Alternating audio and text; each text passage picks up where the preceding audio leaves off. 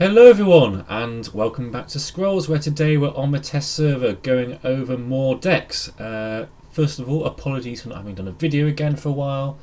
It's becoming more apparent that doing daily videos is going to be pretty impossible, especially since though I might be getting a new job soon, and times are a bit different and it's just a bit awkward, and also it's just taking up too much time with my internet as it is. It's really tough. So, following that, I thought I would make it up to you today by doing a special deck video. We're not just looking at one deck, we're looking at 12!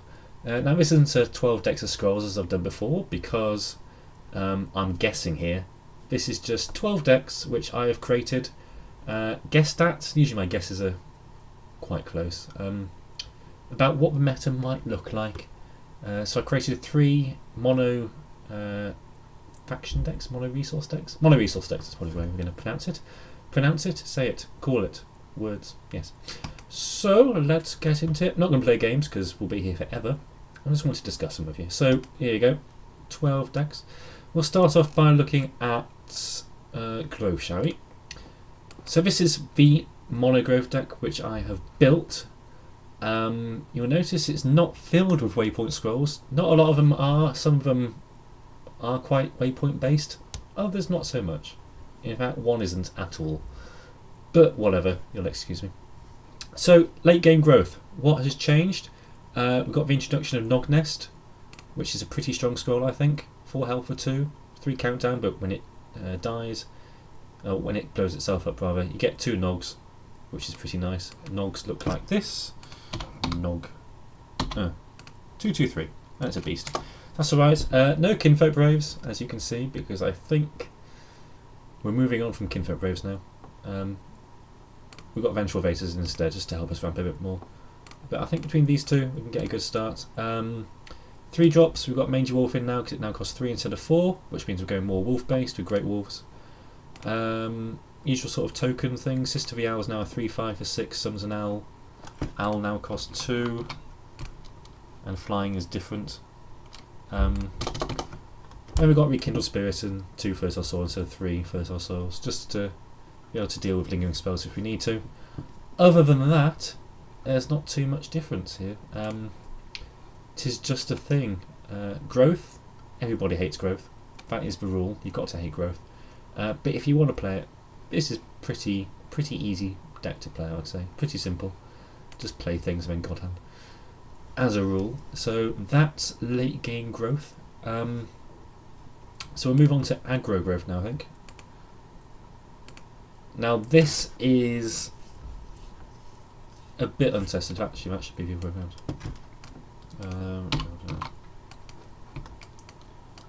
What the heck's going on? There you go. Stupid thing. Save. So yeah, we've got more enchantment heavy with this version because I know you seem to like wildlings and oakbloods for some reason. No magic armor on oakblood anymore, but it is still a great big health boost, which can be good with wildling. So I've kept it in there, and also especially combined with Vilda, it's going to be quite insane. So we've got 8 enchantments: Stagheart, Champion Ring, Oakblood. Combined with Vilda, which is the new unique for growth, 2/2/3 for 3, unique ward. As attack is increased by 1 for each enchantment on your side. So that's pretty groovy. Also trying out Earthborn Keeper as another 3-drop. Another 1 countdown unit. I'm just trying to fit in as many 1 countdown units as I can. I think it'll be quite groovy. It's okay, especially we've got Rat Kings in the deck, so it all kind of combines nicely. I haven't got the... Oh, hang on. Let's do it the easy way, shall we? I haven't got the Brute. Since it's now a 4/5/4, I'm not as excited. If it's still a 5/5/5, I'll probably replace the Keeper with it. But I think we want to be small and speedy rather than big and potentially slow. So we're going with speed. And this deck is definitely guaranteed fast. So yeah, that's that. Pretty similar, but pretty groovy nonetheless. And then lastly is growth. We have the old favourite, which is Miracle Pudding. Now, the other versions I've shown you are multicolour with decay. My phone is running out of batteries. Go away. Okay. Multicolour with decay, order and energy. Order was coolback, had in it. Energy had corrode. It was amazing. But that deck no longer is as consistent because you can only have one of the same lingering spell on the field, which kind of stuffs us getting wild. So we've had to adapt and build a monogrowth version, and this is one I've come up with. Thanks to Mr. Cubes for sending me the original list, because he was working on a monogrowth list, or a monogrowth miracle pudding list, whilst everyone else is working on multicoloured ones. So I've taken his list, adapted it a bit, and yeah, it's one thing it's good at actually is once you've gone, you can go off multiple times a lot easier. When you were playing the other version, you could only have like one chance to go off, and that was it. If you don't win when you go off, you're stuffed. And this deck can go off quite a few times. You're not going off as big usually, but it kind of recovers well. Essence Feast heals yourself as well, which is quite nice, and you can get quite a few beasts, so we're doubling up there. Cutting Flock for massive damage. We've got a Nutrition just as a one-off, just to clear more space and get more resources if we need to. Budding Retreat, Skythorns, no ADs, all the usual things. If you don't know what the idea is we get a Budding Vator, Budding Retreat on the field, ramp up resources by playing lots of beasts, drawing cards by playing Skythorns and Fertile Soils, eventually getting up to 8 resources just out of nowhere and spamming the field, and playing God Hand with Essence Feast or Crimson Bull or something, and just win the game. That's the idea there. Skythorn's now really good. It's on 4 countdown instead of 6, so that's groovy. Yeah, so that's Miracle Pudding.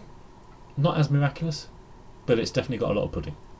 So that is all the growth decks, and now we'll move to the decay decks apparently. So let's look at Mono Decay.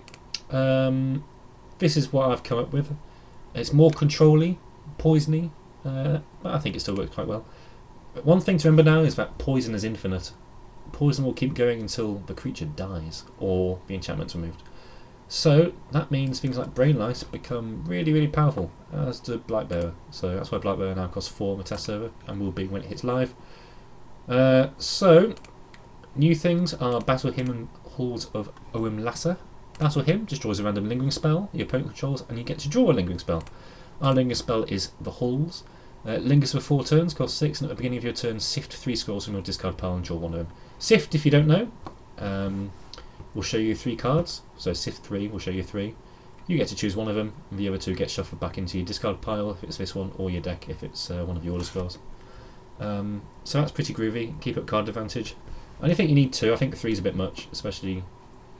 I just think it's too much to have that many 6 drops, and you can go infinite with Halls. You can play Halls.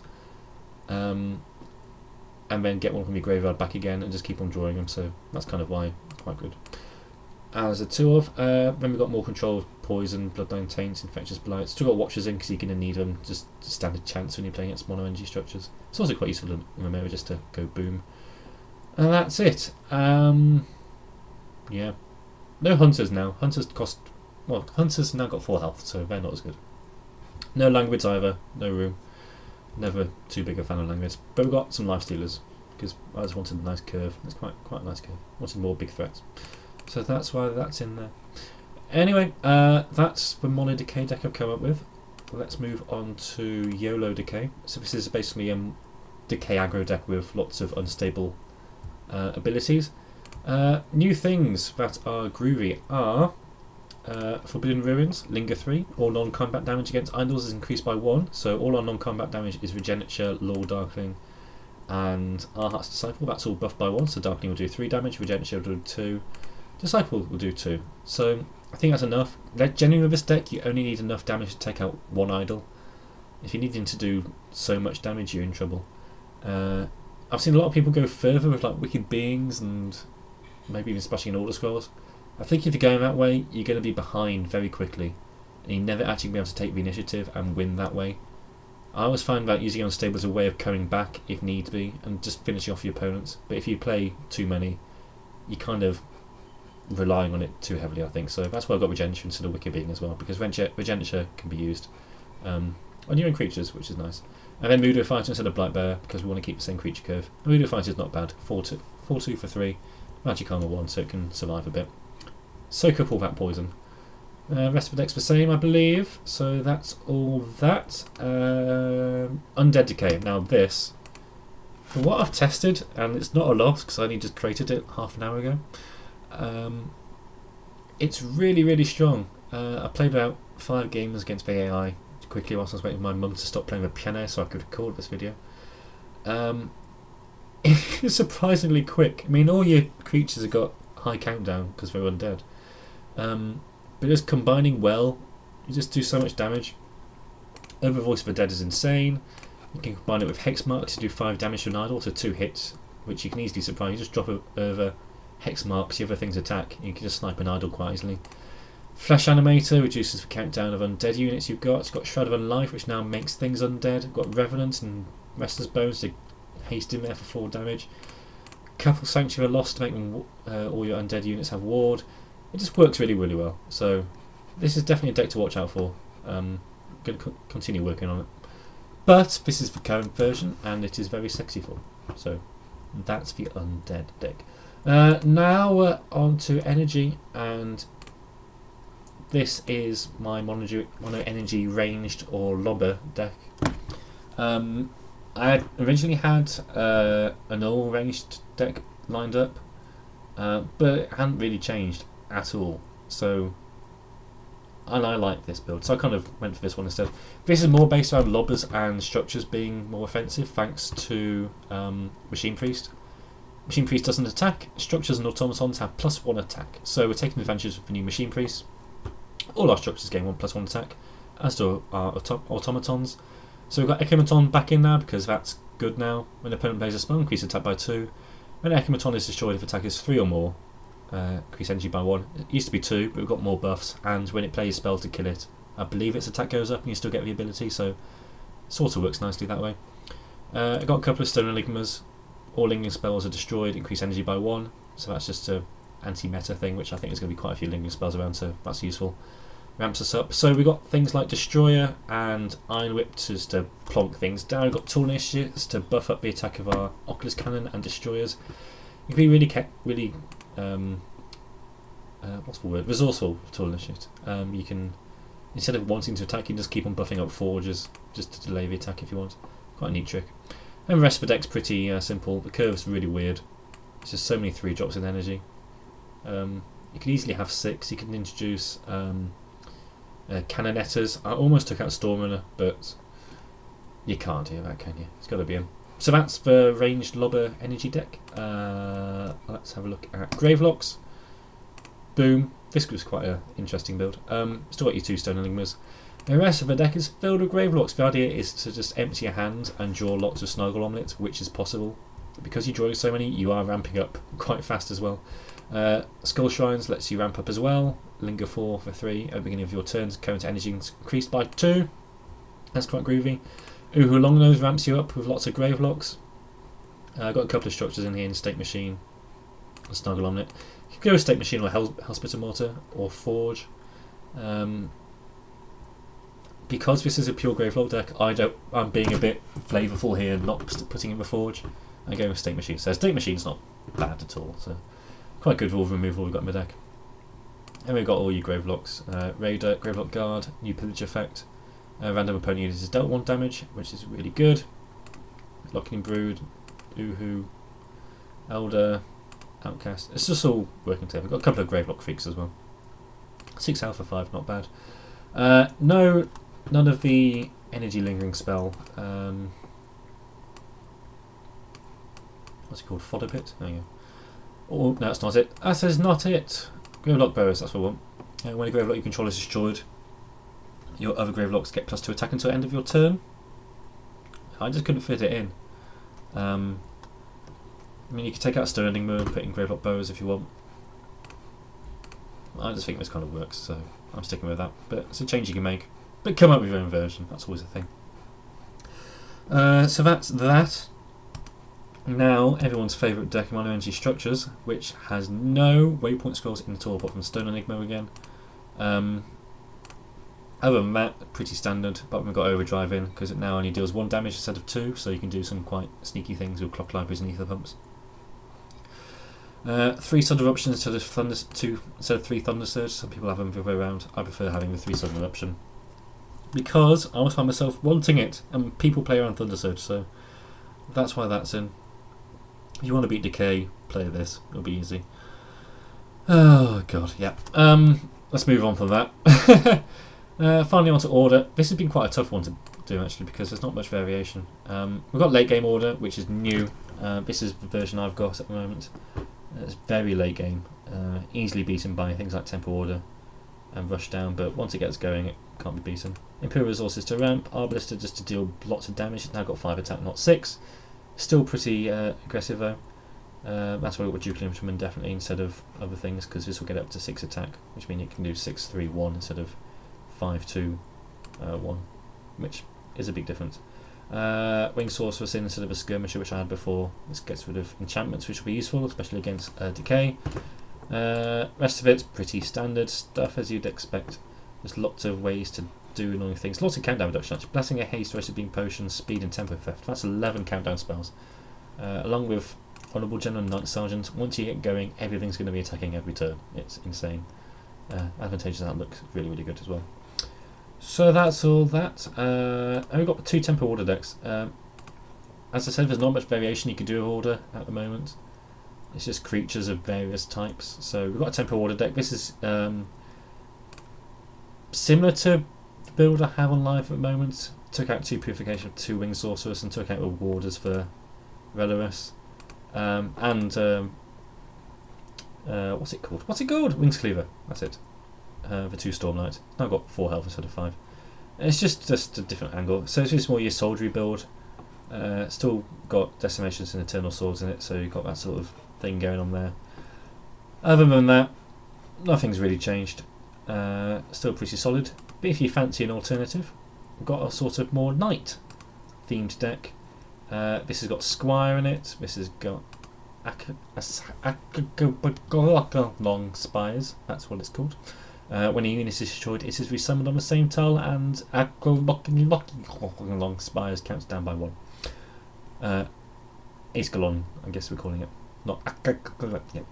That's pretty strong, but now it counts for both you and the opponents, so that's a bit weird. But we were the aggressor, so we can get away with it.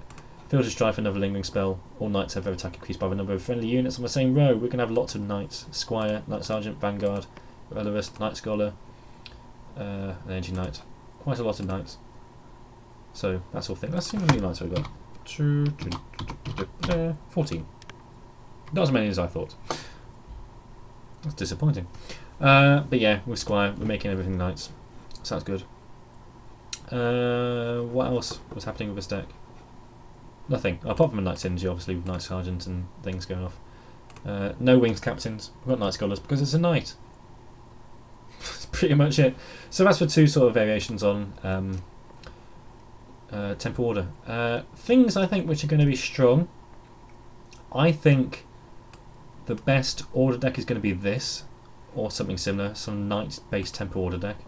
I think the best energy deck is probably going to be probably Structure Silver. I think most played will be Gravelocks, so everyone's going to want to be playing that. That's always quite sexy, and this is a bit experimental, but quite fun. Best Decay deck.